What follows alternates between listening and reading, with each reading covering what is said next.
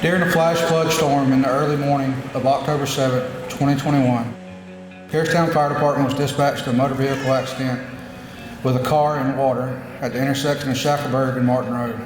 Assistant Chief Trotter responded in Engine 13.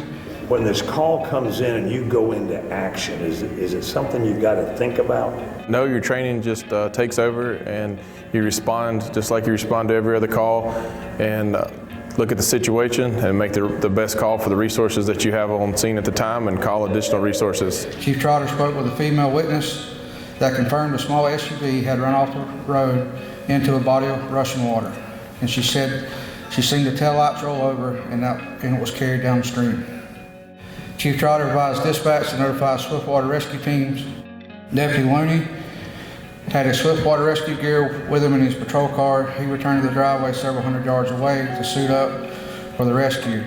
Deputy Looney entered the water while firefighters anchored the rope to an additional tree on the edges of the rushing water.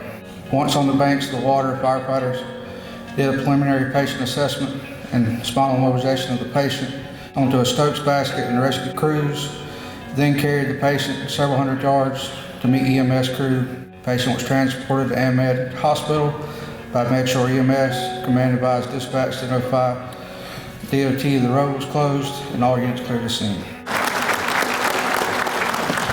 They called in about a car that got swept off the bridge on Martin Road.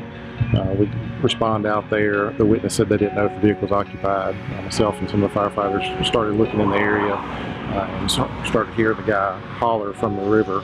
We found him after going through, it was a lot of briars and brush. We couldn't really see him until we got down into the water.